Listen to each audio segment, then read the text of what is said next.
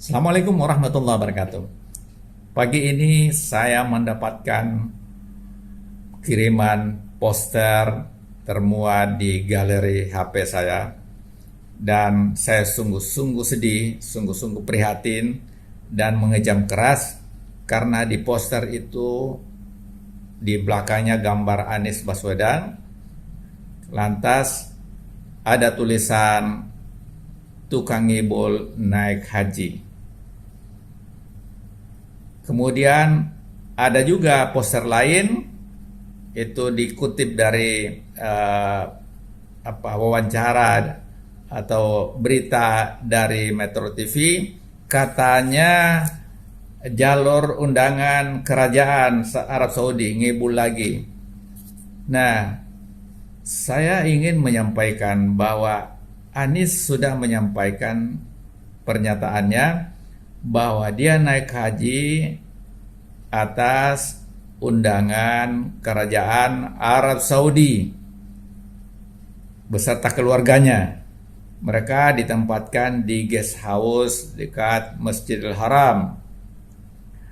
Nah, ini tidak mungkin Anies berbohong, karena kita lihat juga waktu turun di airport ada kendaraan Mercedes-Benz dijemput. Memang yang jemput itu bukan raja, bukan perdana menteri, karena Anies ini bukan presiden, juga bukan perdana menteri. Dia adalah rakyat biasa seperti juga yang lain-lain. Setiap tahun pada musim haji itu kerajaan Arab Saudi mengundang banyak tokoh.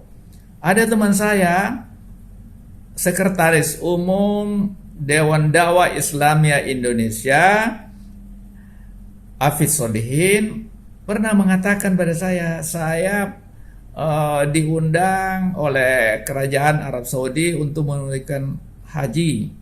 Saya difasilitasi dan macam-macam lah, dan bertemu dengan raja.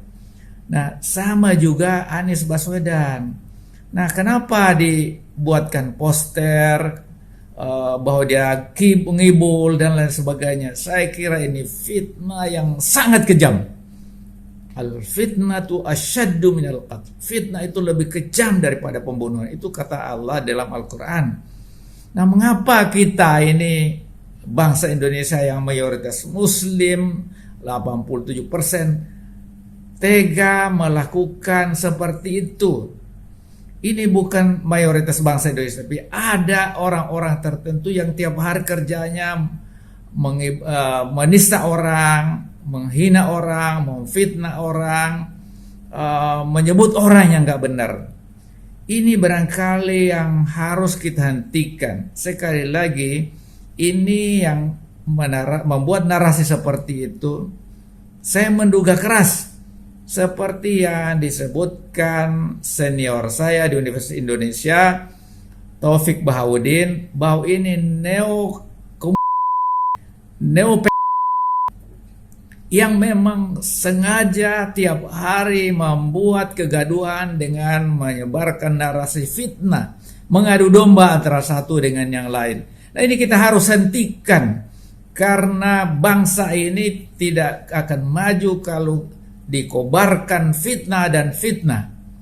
Nah, kita bisa mengkritik orang, dan saya sering mengkritik, tapi bukan orangnya, kebijakannya. Kita memang wajib melakukan itu karena agama kita, agama Islam ini menyuruh kita untuk mengingatkan kepada siapapun, kepada mereka yang sedang memegang kekuasaan, agar amanah, agar jujur. Tapi kalau privasi, tidak boleh kita menghina orang, tidak boleh menjelekkan pada orang, kecuali ada bukti-bukti. Coba kemukakan buktinya. Kapan Anies dia membohongi Anda? Kapan Anies dia mengibuli Anda? Kapan Anies memfitnah Anda? Tidak ada itu semuanya. Sebenarnya apa yang dimuat di dalam poster-poster ini, kalau Anies mau laporkan, itu pasti ditelusuri oleh polisi. Tapi Anies itu tidak mau yang seperti itu. Ya sudahlah, tidak pernah dia melakukan. Tapi kita itu tidak ingin dikobarkannya fitnah yang terus menerus seperti itu. Sekali lagi, fitnah itu harus dihindari karena memecah belah di antara kita, dan hanya orang-orang munafik, orang-orang jahat yang mengobarkan seperti itu. Saya yakin bangsa ini di masa depan harus melakukan perubahan.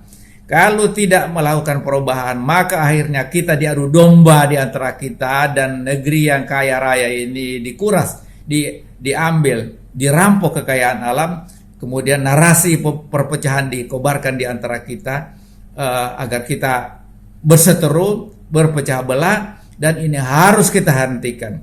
Karena bangsa ini adalah bangsa yang besar, berdasarkan Pancasila itu ada ketuhanan yang Maha Esa, kemudian persatuan Indonesia, kemanusiaan yang adil dan beradab, kerakyatan yang dipimpin oleh hikmat kebijaksanaan dalam permusyawaratan perwakilan, dan keadilan sosial bagi seluruh rakyat Indonesia. Ini yang kita harus amalkan.